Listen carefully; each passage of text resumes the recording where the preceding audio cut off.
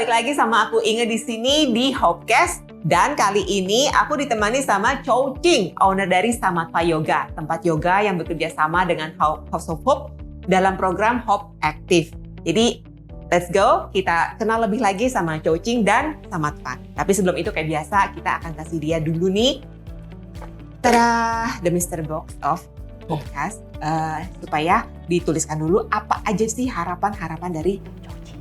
Jadi biasa kita tuh kalau narasumber kita kasih kertas dulu. Jadi nanti ditulisin hope-nya apa dan akan kita bahas nanti pas end of the podcast. Oke. Jadi aku serahin dulu pennya sama kertasnya ke Ching. Ya. Nanti kita masukin baru kita reveal at the end. Oke.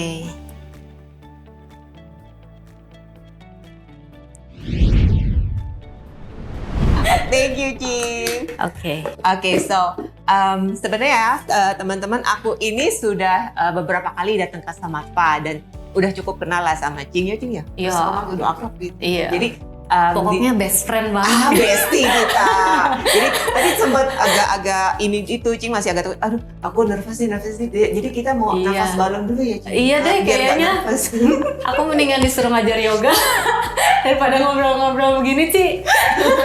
Jadi waktu itu ada sempat satu gerakan pose yoga yang namanya pose balon, itu dimana kita kayak kalau baru mau mulai yoga ya biasanya begitu. Betul. Supaya tenang, supaya rileks. Jadi supaya Chingnya rileks, kita lakuin aja dulu. Dan itu yang menjadi inspirasi buat kamu lakuin di rumah. Yes. Oke. Boleh dimulai, Ching? Sama aku mulainya yuk. Duduknya posisi yang tegak.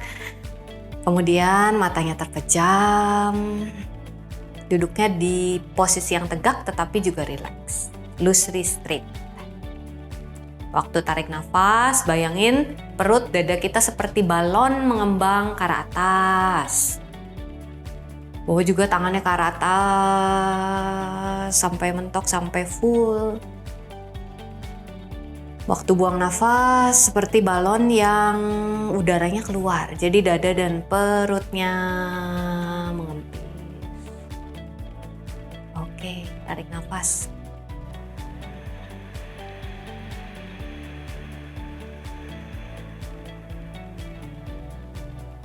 Buang nafas.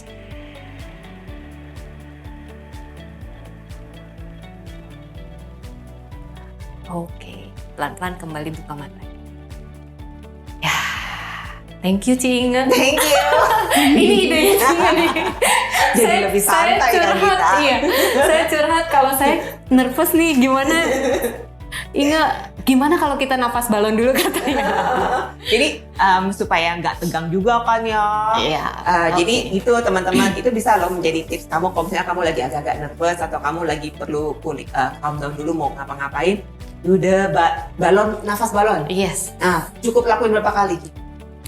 3 kali cukup. 3 kali Tiga cukup nafas, panjang dan dalam. Oke, jadi pas nafas ininya agak dibuka. Kembangin. Jadi bisa dibilang diafragma, Iya, betul. menggunakan diafragma ya? Betul, diafragma dan perut. Oh, oke. Perutnya juga dikembangin, diafragmanya dikembangin. Kayak balon. Buang nafas, baru kempes-kempes. Oke. Yang biasa sehari-hari itu kita pakai nafas dada aja.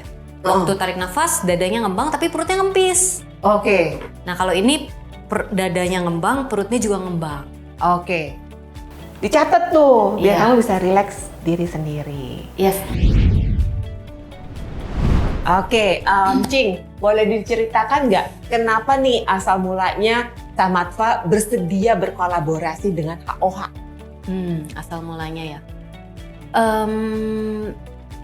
Itu sih sebetulnya kembali ke visi misi Samatva, tujuan Samatva itu ada. Nah, apa tuh visi misinya? Jadi kita tuh punya tujuan supaya kita tuh pingin menjadi kayak partner gitu, temen untuk sama-sama bisa punya kehidupan, kualitas hidup yang lebih baik.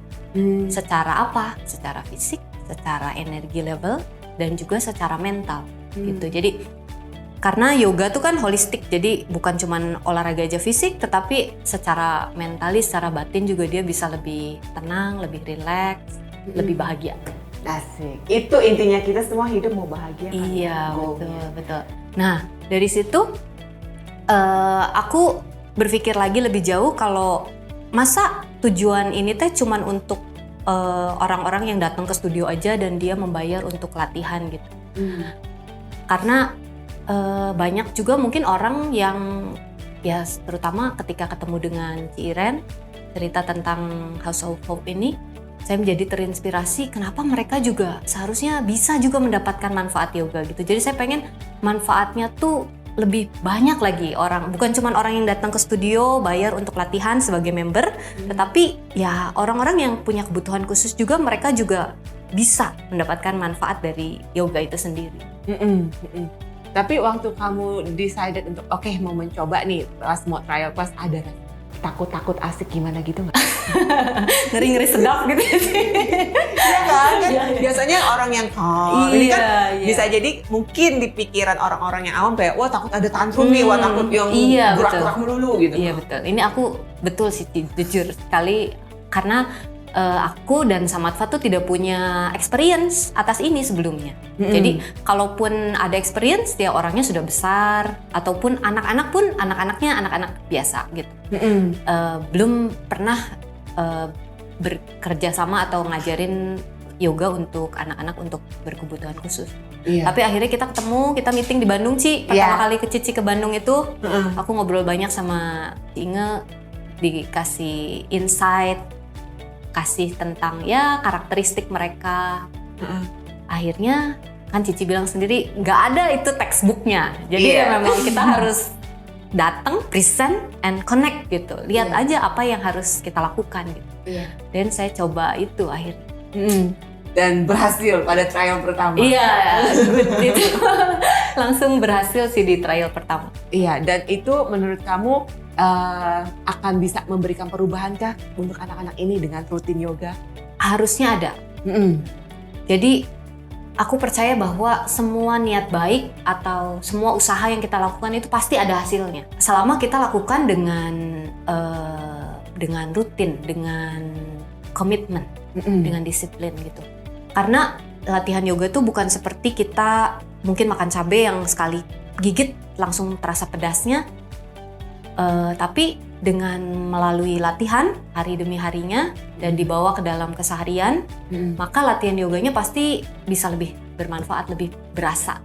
Iya, jadi memang yoga dan workout apapun juga ya, betul. Nggak ada yang instan. Betul. Karena segala sesuatu yang instan sebenarnya tidak baik. Yes. Kalau kita pingin sesuatu yang long lasting, memang butuh proses, butuh disiplin, komitmen untuk ngelakuin terus. Which is why aku encourage banget para parentsnya untuk mendorong anak-anaknya yoga on daily basis gitu, supaya ya nggak lupa dan mereka jadi terbiasa untuk bergerak. Jadi bukan sesuatu yang diharuskan, bukan sesuatu yang terbebani untuk yoga, tapi karena mereka suka merasakan manfaatnya. Iya, sudah menjadi bagian dari kehidupan dia, keseharian dia gitu, seperti lifestyle. Kayak kita gosok gigi, kayak kita mandi. Jadi nantinya udah otomatis aja gitu, kayaknya kurang kalau belum yoga gitu sih. Udah mencintai yoga, yogini. Terus setelah kamu, ini kita udah berapa kali ya kelas ya, Cinya? 2, hari ini ketiga mungkin. Oke, adakah program lanjutan yang mungkin kayaknya setelah kelas 3 kali ini, kamu merasa oh ini bisa dikembangin ke sini nih gitu? Ada nggak? Atau masih kayaknya ini masih harus terus diulang lagi dulu? Ya, sebetulnya setiap session itu berbeda sih. Jadi dari sisi pose-nya juga, nafasnya juga, yang tadinya easy, becoming more kompleks gitu. Jadi memang masih dalam cakupan yoga matras, karena menurutku itu yang terbaik sih, paling oke lah untuk kebutuhan ini. Jadi tapi posenya kan selalu berubah. Iya, dari mungkin basic jadi lebih challenging. Darinya simple mungkin lebih complicated. Nah, itu dari sisi physically, secara fisik mungkin lebih susah atau enggak lebih jelimet gitu. Maksudnya jelimet tuh tadinya tangannya cuma naik aja ke atas, sekarang tangannya diputar dulu padahal movementnya sama, di binding dulu gitu. Jadi lebih kompleks. Jadi mereka harus lebih fokus, dan secara fisik juga mereka jadi harus lebih siap secara flexibility-nya misal atau strength-nya misal gitu. Setelah mencoba 3 kali kelas ini, kamu merasa ada perbedaan yang signifikan nggak saat mengajar IBK sama anak-anak normal? IBK dengan anak-anak normal. saat di kelas kamu merasa ada Oh, kamu lebih perbedaan perlu nggak? effort apa? Oh gitu, iya. Basically sama sih sebetulnya. Sebetulnya sama. Jadi yang harus kita pertahankan itu, yang menjadi challenge ketika kita mengajar itu sebetulnya kita harus tetap engage atau tetap connect sama mereka. Jadi supaya mereka tuh nggak hilang fokus gitu. Iya. Jadi gerakannya tuh harus sederhana, makanya awal-awal kalau sudah terlalu sulit mungkin mereka jadi susah ngikutin terus udah mereka menyerah gitu. Iya. Jadi pertama kali itu memang step by stepnya harus lebih simple, terus ada interaktif, terus supaya mereka dijaga tetap connect sama kita, sama latihan ini gitu. Kemudian yang terakhir ya kreatif ya, jadi lebih ke bermain gitu. Iya. Jadi harus ada energi bermainnya, itu yang bikin mereka tuh excited. Iya. Dan ini menjadi sesuatu yang baru buat kamu kah untuk memberikan yoga in a fun way? Atau memang biasanya kalau kamu kasih yoga untuk anak-anak udah pasti fun? Yoga untuk anak-anak lebih ke fun. Cuman mungkin ada spesialnya ya, kadang-kadang mereka punya keterbatasan sama movement sih. Beberapa tuh mungkin tubuhnya lebih tight. Iya. Dibanding anak-anak biasa. Nah itu yang berbeda. Jadi kalau anak-anak biasa, naturally mereka fleksibel. Nah untuk anak-anak IBK ini, beberapa fleksibel, tapi most of it ya tight. Iya. Tight. Karena memang Secara jarang banget bergerak Betul, sih. mungkin ya. Nggak dibiasakan untuk anak-anak IBK bergerak karena sometimes parents merasa oh anak aku spesial ya udah jangan dipaksa gitu. Nggak di-push untuk dari kecil untuk bergerak gitu. Yes. Iya, jadi hopefully parents di sport ya anak-anaknya dari kecil pun untuk suka bergerak. Jadi kamu merasa ini sebuah challenge atau ya santai-santai aja gitu, sebagai guru yoga? Ya ada challenge-nya, tapi justru itu yang bikin seru kan? Iya. Jadi bikin kamu punya berwarna-warni. Iya, betul. Apa reach out yang IBK gini ada challenge baru lah. Yes. Terus kalau kamu lihat ke depannya nih, memungkinkan nggak kalau yoga ini menjadi kayak ada program inklusifnya sendiri buat anak-anak IBK menjadi ada programnya yang bisa kamu ciptain dan dikembangkan gitu? Maksudnya kelas umum gitu? Iya. Mungkin bisa ya. Jadi aku kan mendapat experience sebetulnya. Experience untuk mengajar anak-anak ini kan. Dengan experience ini mungkin kita bisa mengembangkan program ini ke cakupannya lebih besar lagi. Mungkin anak-anak IBK lain yang di luar sana. Untuk ada kemungkinan. Setelah kamu lihat 3 kali ini, memungkinkan untuk mereka join kelas yoga umum atau mereka memang harus kelas sendiri? Beberapa peserta mungkin bisa.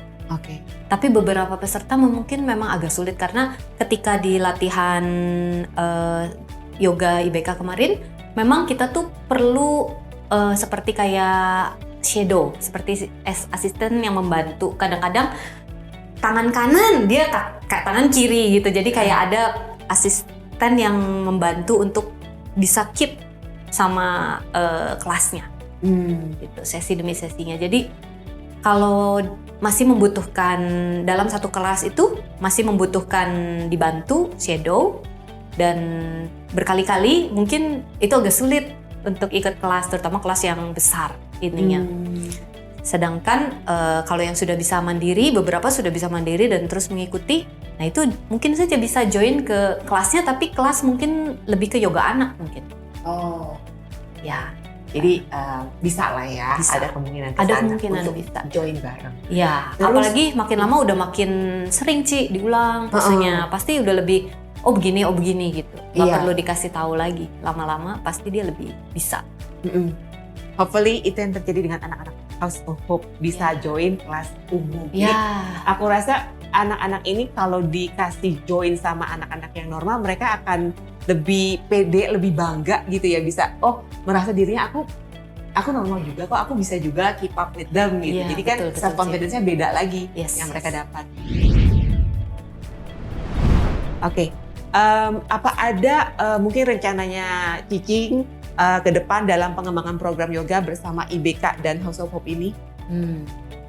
Aku mungkin bisa mengenalkan nanti ke depannya kita lihat bisa mengenalkan yoga yang dari macam-macam variasi dari kelas yoga itu sendiri. Karena kelas yoga itu banyak sekali sekarang. Bisa yang seperti biasa kita lakukan, hatha yoga, bisa juga yang bersifat akrobatik, aerial, atau bahkan yang bersifat pasif, yin yoga, atau bahkan mereka hanya berbaring dan mendengarkan suara yang merdu, yang healing, sound journey. Jadi sebetulnya nanti ke depan tuh bisa juga kita kombinasikan latihannya itu. Itu yang pakai kait itu mereka mungkin seneng kali ya. Iya, iya. Itu fun juga buat mereka. Dan yang kemarin aku sempat perhatiin pas kamu bunyiin sound healing itu tuh, singing bowl itu, anak yang tadinya biasanya selalu lari-lari, kabur-kabur, nggak bisa konsentrasi diem, dia bener-beneran duduk, diem dan terlentang tidur maksudnya. Iya. Jadi itu kayak apa ya, kayak dia mengabsorb energi sekelilingnya. Mungkin dia ngeliatin temennya begitu, jadi dia terinspirasi, menang juga gitu ya. Betul. Itulah bedanya kita latihan bersama komunitas dan kita latihan sendiri di rumah. Karena ada kumulatif energi yang sama di situ. Jadi energinya tuh sama, akhirnya dia terbawa juga. Mereka bisa connected sama yang lain, sama situasi di momen itu. Aku cukup kaget juga sebetulnya. Waktu pasang-pasana itu, aku pikir mereka nggak akan bisa diem. Karena ketika ngajar yoga anak biasa pun, mereka susah sekali untuk disuruh savasana. Even 1 menit, 2 menit. Pasti bangun lagi, ngapain lagi. Tapi anak-anak ini bisa selama 3 menit itu dia diem, relax. Ada yang ketiduran juga. Ngorok, Bu. Asli serius ada yang ngorok. Aku sambil gini sambil ketawa-ketawa. Siapa nih? Iya, jadi mungkin memang mereka sebenarnya butuh that kind of relaxation. Ya, cuman nggak dapet. Jadi gitu dikasih toolsnya kayak gitu bener-bener dinikmati banget. Iya, karena tubuhnya butuh itu dan tiba-tiba situasi semuanya mendukung, ya akhirnya dia bisa resting. Karena dalam yoga tuh latihan bukan cuman yang bersifat aktif, tetapi juga bersifat pasif. Seperti istirahat, savasana, non-doing things is part of yoga practice juga. Ketika kita bergerak, kita stretching, kita lakukan asana, so many asana and breathing practice, biasanya yang mendapatkan manfaat adalah tubuh secara fisik. But when the body still, ketika tubuhnya diem, tidak melakukan apapun, maka yang mendapat manfaat biasanya pikiran kita, batin kita. Gitu. Jadi itu kombinasi yang lengkap sih. Kita harus bundling itu semua. Iya, keren banget sih itu dapat semua di dalam yoga. Jadi aku kepikirannya tuh anak-anak jadi mereka tetap belajar fokus tapi relax juga. Betul. Fokus tapi relax itu kan sesuatu yang kayaknya susah ya. Tapi dapat di yoga. Iya, gitu. Dan mereka juga jadi belajar balance tubuhnya sendiri. Mereka jadi belajar ngenal emosinya sendiri, ngenal breathingnya mereka. Jadi aku suka banget. Dan ternyata bukan hanya aku yang suka, anak-anaknya sendiri waktu pas first trial, bahkan yang kemarin kedua juga mereka yang yoga lagi kan Miss Inga, yoga lagi. Jadi mereka yang excited suka, ya. Mereka bahkan tadi di bawah juga sih, jadi udah nanyain yoga lagi kan Miss? Oh bukan hari ini ya, gue bilang next time gitu. Jadi mereka suka, mereka enjoy, which is really good. Jadi bisa dibilang berhasil, sukses kolaborasi kita. And hopefully bisa memberi dampak yang baik juga buat IBK di luar sana yang di luar House of Hope. Jadi kalau memang bisa ada akses untuk anak-anak yoga, ya di support gitu ya, karena it helps a lot. Yes, betul. Mungkin Incing ada pesan-pesan buat para parents dengan anak-anak with IBK mungkin yang berhubungan dengan yoga. Sebetulnya kita tuh perlu melihat sih, terbuka untuk melihat kayak keunikan setiap pribadi. Setiap pribadi tuh pasti punya keunikan, pasti ada kelebihan dan pasti ada kekurangannya. Bukan yang IBK saja, kita sendiri pun sama. Ya, kita sendiri pun banyak sekali kekurangan gitu. Jadi kita semua nih, terutama untuk anak IBK dulu, dia harus tidak perlu merasa minder ataupun kurang, karena orang lain pun sama.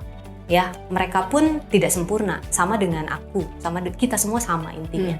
Nah, untuk orang lain yang di luar, sebagai orang tua maupun masyarakat, juga perlu melihat ini. Jadi, kita tidak lebih juga dari mereka, karena kita juga punya kekurangan. Jadi, kita bangun lingkungan, situasi yang lebih inklusif, yang lebih supporting satu sama lain gitu. Jadi, kita bisa bersama-sama, ya kita ada di sini untuk saling menghargai, saling mendukung satu sama lain. Itu sih intinya. Oke, thank you so much untuk message-nya, Jing. So, thank you juga udah menyempatkan datang ke sini. Iya. Kita sekarang saatnya mereveal apakah harapan Jing. Terima kasih juga nih udah dilibatkan, diundang sini. Terima kasih. Justru kan jadi kita butuh insight dari seorang guru yoganya. Challenge-nya apa aja dan apakah ini sesuatu yang memungkinkan dan sesuatu yang baik, yang positif buat anak-anak IBK, dan ternyata yes, it is positive. Yes. Okay, we'll see. Check it out. I hope through yoga practice, kesadaran kita semakin meningkat, kualitas hidup kita menjadi lebih baik, lebih sehat, lebih bahagia, lebih berarti, sehingga kita bisa memberikan kontribusi positif untuk orang di sekeliling kita. Amin.